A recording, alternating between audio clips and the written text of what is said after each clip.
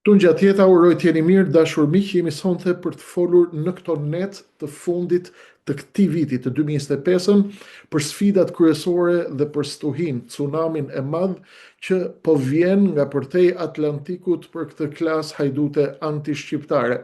Sigurisht ka egzaltim në rrjet, ka një frym që po përhapet nga të gjitha portalet, nga pjesa më e madhe e analizës, e mediave, e njerëzve të cilët analizojnë, por ashtu si që ju kam thënë, vazhdimisht, sonte do t'ju bëj një panoram, nuk do ju marrë shumë minuta sonte, ndryshe nga herët e tjera, sepse ju i kuptoni tashmë kodet dhe formën me cilën unë i përcjell mesazhet, por edhe sepse keni punë të tjera për të bërë.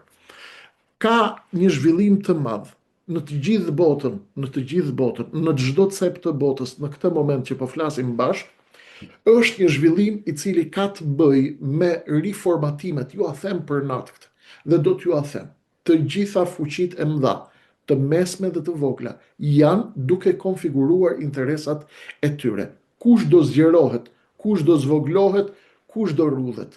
Shqipëria është në mesin e këtyre fuqive të mëdha, të cilat përplasen dhe kanë interesat të mëdha në Ballkan. Ishte lëvizja e fundit që erdhi nga Washingtoni, ishte lëvizja më e fortë, Kongresi i Shtetet e Bashkuara të Amerikës, i cili prezantoi projektligjin e ri të titulluar Western Balkans Democracy and Prosperity Act, që ka lidhje drejt për së drejti me vendimin tashmë të marrë në Amerikë për të vënë putrën e fortë amerikane në Ballkan. Kërshnik, a do ikin këta, kush do vi, kush do iki, kush do vi, unë tani do ju shpjegoj shumë shkurt. Se si po luhet loja dhe çfarë po luhet në kulisa, dhe ju keni përgjegjësinë historike në këtë moment. Në ditët e para dhe në javët e para të vitit të ardhshëm, po na dha Zoti jetë dhe shëndet, do të shihni që dinamikat e ngjarjeve do të jenë të tilla në rajonin e Ballkanit, por edhe në botë, që do të kuptoni se zhvillimet do të jenë të mëdha. Ne çfarë do të bëjmë në mesin e këtyre zhvillimeve të mëdha? Përpara se dikush të veprojë, duhet të kuptojë. Procesi i kuptimit, sepse më thonë shumë të komentet, Krishnik po ke fol, po flet bukur, po na i shpjegon bukur, por çfarë të bëjmë? Ne nuk mund të bëjmë dot asgjë, në qoftë se ne nuk kuptojmë, dhe shqiptarët duhet ta kuptojnë të gjithë, sepse vëmendja dhe energjitë e shqiptarëve janë marrë qera sot nga establishmenti mediatik për projekte të tjera argëtimi, siç janë Big Brother që është sonte, siç ka projekte të tjera të cilat e marrin, e rrëmbejnë, e grabisin në thonjza vëmendjen dhe interesin e shqiptarëve dhe e transferojnë diku tjetër. Pikërisht pse ndodh kjo, unë jam me ju për t'i parë këto gjëra nga afër.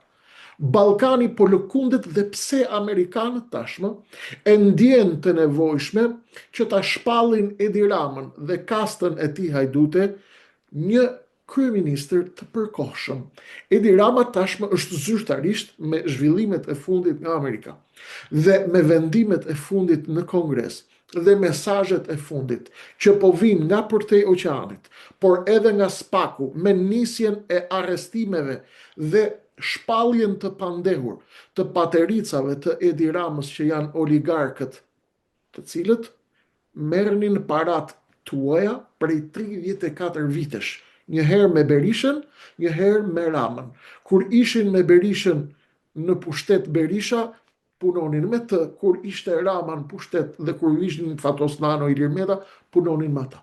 Lejen e kanë të gjithë të punojnë me të gjithë, sepse sistemi oligarkik në Shqipëri nuk punon dhe nuk funksionon për ju, as për ne, as për Shqipërinë. Fatkeqësia më e madhe e këtij sistemi, që e ngritën bushtrat anti-shqiptare 34 vjeçare, është se parat që u morën nga gjaku i shqiptarëve të paktën nuk u lanë në Shqipëri. Po merren dhe po çohen jashtë Shqipërisë, po investohen, po fshihen, po maskohen me projekte real estate, offshore, në banka sekrete, Zvicër, Qipër, Monte Carlo, Liechtenstein, Luksemburg, e kur ishte Beiruti e kështu me radhë. Pse po ndodh kjo? Sepse Amerikanët duket qartë po e kuptojnë që po i rrëshket Ballkani nga duart. Vendimi është marrë atje, demokrat e socialist, të majt e të djathtë republikan e të majt në Amerikë e kanë marrë tashmë vendimin që putra amerikanët vi këtu në Ballkan.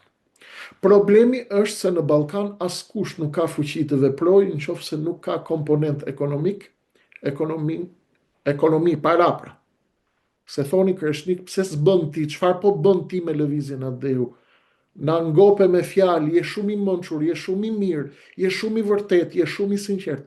Miq, kemi përballë oligark miliarder, kemi përballë një sekt miliarderësh. Kjo gjë nuk është humor.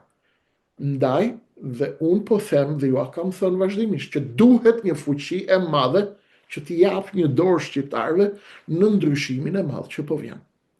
Nisja e goditjes nga Spaku ndaj kryeministrit të përkohshëm Edi Rama tashmë po bëhet çdo ditë e më e qartë, kur Spaku ka nisur goditjen e patericave të Edi Ramës, që janë oligarkët, që janë financat të cilat u vodhën nga parat e shqiptarëve, me të cilat u shpërndan parat e shqiptarëve, të cilat u shpërndan PPP-ra, koncesione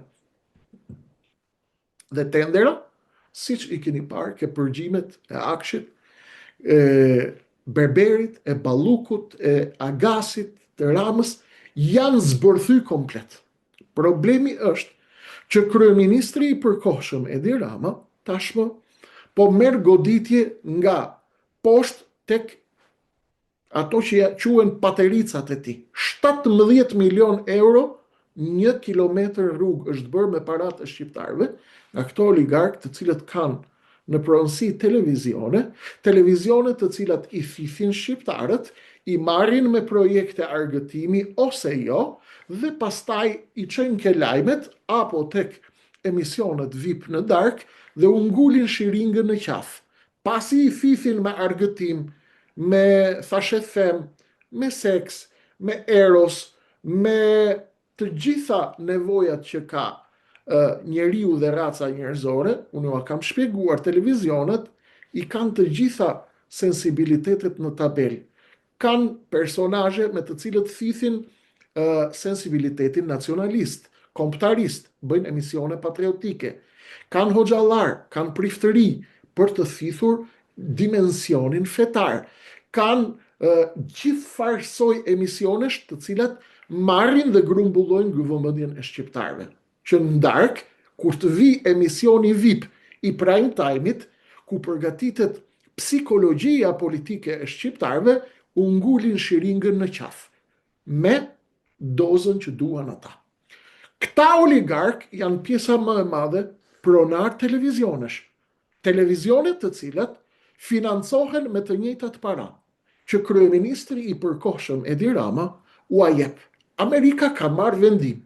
Do t'i godasim, do t'i shkatërrojmë. Po përse tani? Do të përzën Kinën me Rusin nga Ballkani, kanë futur edhe Kroacin, kanë futur një vendim të plot, të cilin unë e di për para shumë kohëve, dhe e kam ditur dhe më është rifreskuar jo më larg se sa para 20 ditësh dhe 3 javësh.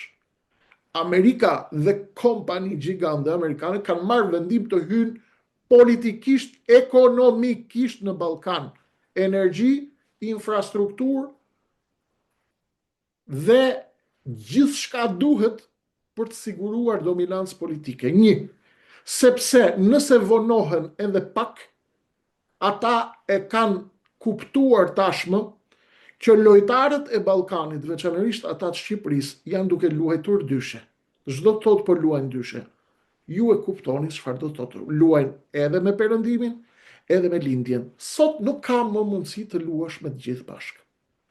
Ndaj duhet të luajmë vetëm me njërin anë. Vendimi është marrë tashmë në Amerikë për t'i shkatruar këta. Problemi është që ju thoni, vazhdimisht, më ngatëroni mua me ndonjë debil tjetër që del në për dhe ka karis poshte përpjet, kështu do bëj Amerika, kështu do kthej Amerika, kështu do ikin, kështu do burgosen, miq të dashur.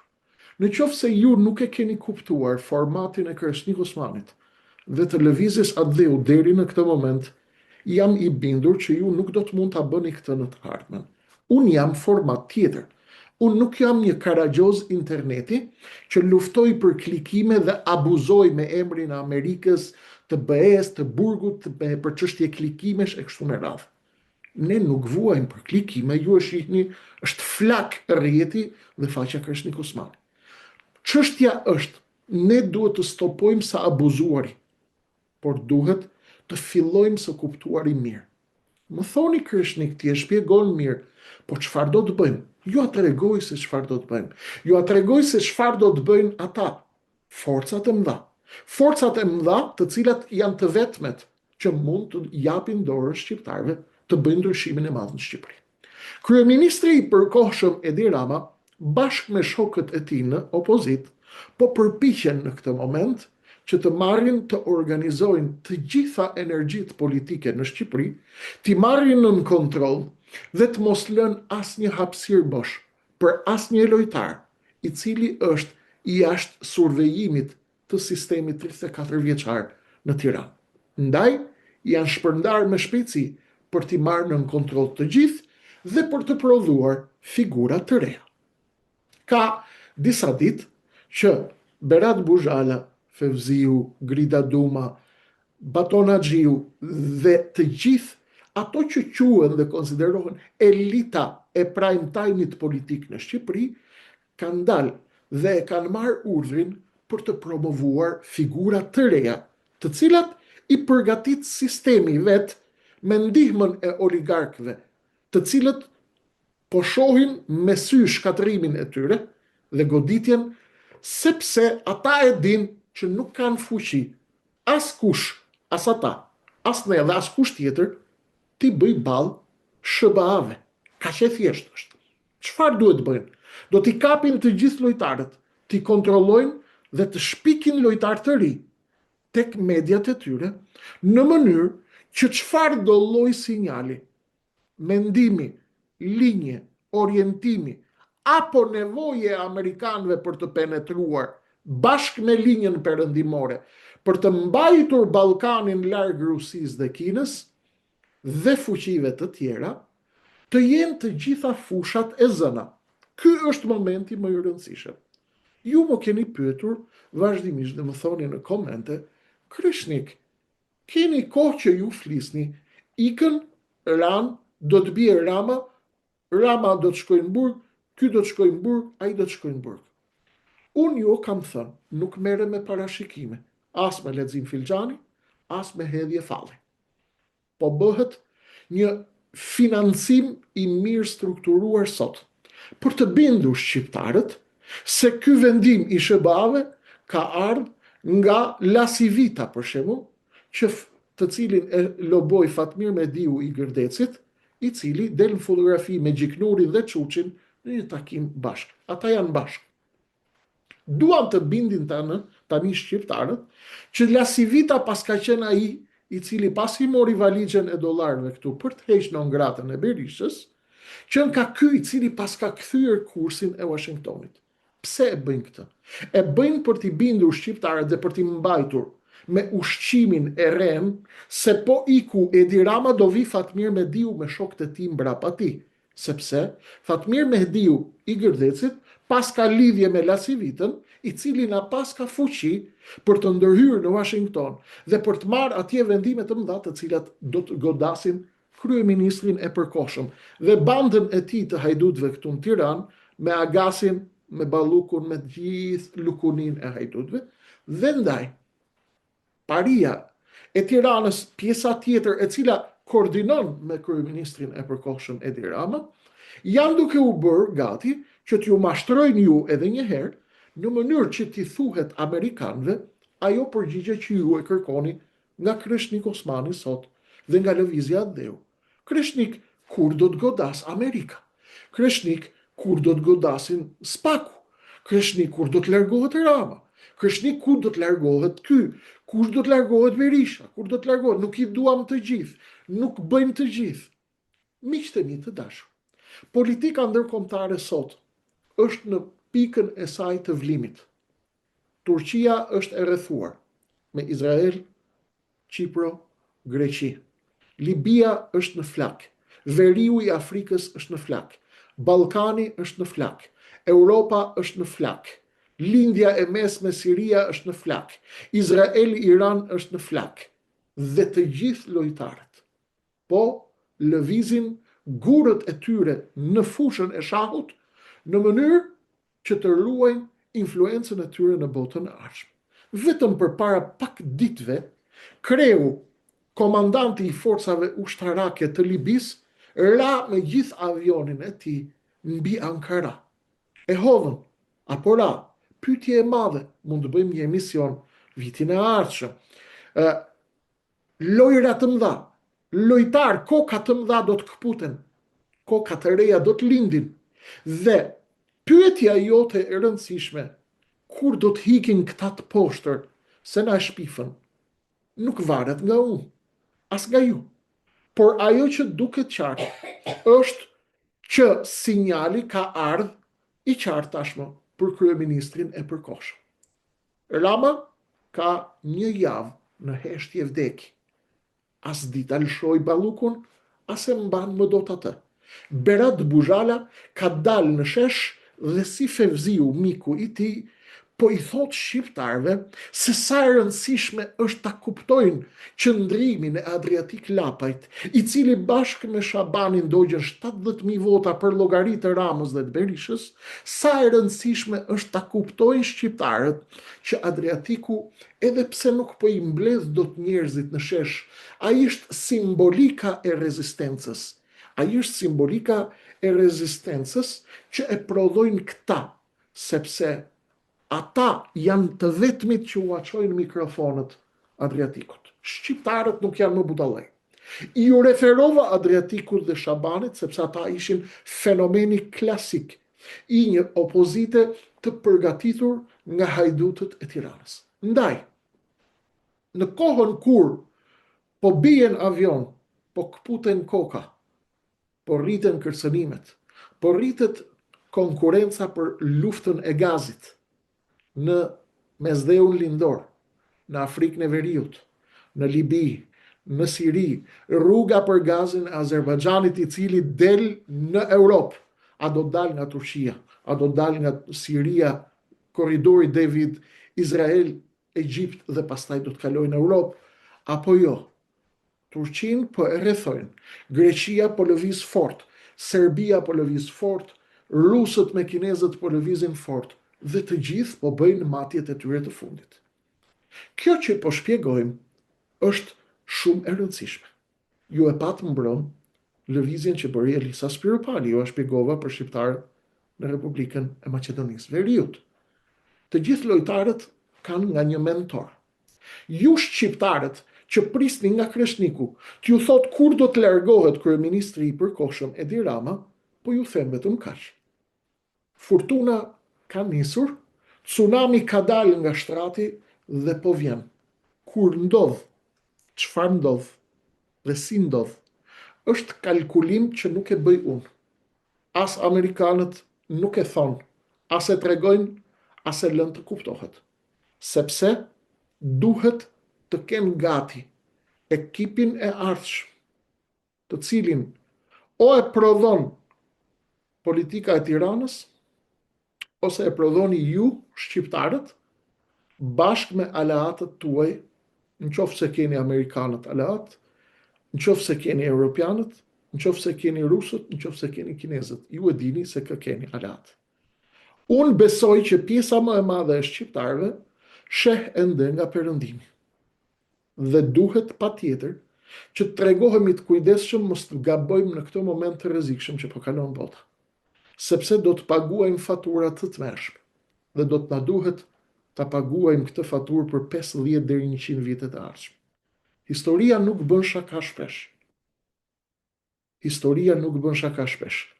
Por kur të djeg, të shkatëron, dhe të përvëllon. Duhet bëhemi gati të gjithë. Stuhia ka dalë. Momenti është ky. Kryeministri Rama tashmë me nisjen e goditjes nga spaku të oligarkëve të mëdhej dhe të pecogrosëve, të kokrave të mëdha, është zyrtarisht nga Washingtoni me statusin kryeministër i përkohshëm.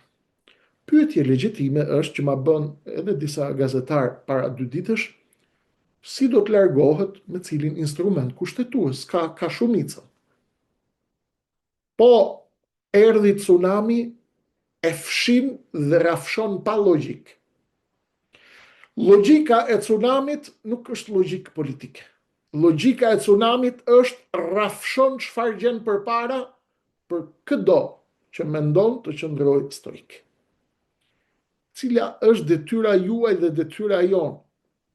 Detyra juaj dhe detyra jon është që në kohën e tërmeteve të mëdha apo të lëkundjeve të mëdha, e keni parë anijen, ata që i kanë qenë marinar, ata që kanë lundruar me traget në kohra të razuar, kur tronditet anija, kur ka 8 ball, duhet bërë shumë kujdes se humb gishtërit në përdyert që mbyllen dhe të këpusit.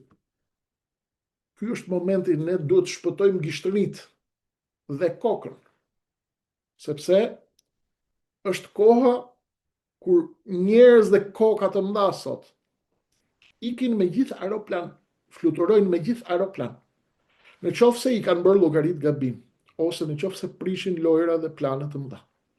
Të gjithë ata të cilët do synojnë të prishin lojrat e mëdha, planet e mëdha, përveç gishtërive, mund të humbasin diçka shumë më të rëndësishme se ato. Nuk do të zgjatem. Ora, minuta, forma, mënyra se si do të ndodhë goditja e kryeministrit të përkohshëm Edi Rama është e varur nga rrethana dhe momente gjeopolitike të imta dhe llogari gjeopolitike të imta, të cilat kushdo që ju a thot është vetëm një mashtrues spekulant. Unë mund t'ju them në terma të përgjithshëm. Janari na e sjell tsunamin përpara syve, shkurti, marsi, ndoshta prilli është fundi i shkatërimit të kësaj klase politike. Kush do të vi më pas, ky është momenti juaj dhe i yni bashkë. Me zemër në dorë, me mendje të kthjellët, me vëmendje të organizuar kombëtare, me inteligjencën e kombit, me elitat e mençura shqiptare, me burrat dhe gratë e mençura, ta kuptojmë këtë moment, të bëjmë kalkulimet e duhura dhe të bëhemi gati të çojmë për aleatët tanë të mëdhej, për miqtë tanë që e kanë marrë vendimin të rikthehen fort në Ballkan dhe kanë futur brenda planit edhe Kroacin, të çojmë atyre një recetë të mendimit të shqiptarëve se kush duhet të jenë kujdestarët e Shqipërisë në 30 vitet e ardhshme dhe në shekullin e rreziqeve të mëdha gjeopolitike në të cilin do të riformatohet i gjithë planeti. U shpresoj që të kem qenë i qartë dhe ndoshta për çdo paqartësi, ju lutem më lejoni ta shoh atë të komentet, më jepni mendimet dhe sugjerimet tuaja dhe unë do të përgjigjem në bisedën e radhës. Ata që më thojnë a pushon ti Kreshnik? Kreshniku nuk pushon. Kreshniku është me parimin e zemrës. Unë prej 15 vjeç, kur fillojnë dinamikat e mia mentale të lëvizin dhe të aktivizohen me shkollën e mesme, me studimet universitare, pas universitare dhe më pas me aktivizimin tim, Kreshniku punon me një format. Unë jam formati i zemrës. Formati i zemrës në punë është kur punohet ka jetë dhe kur pushohet është vdekje. Kështu është zemra. Zemra jeton duke punuar dhe duke rrahur.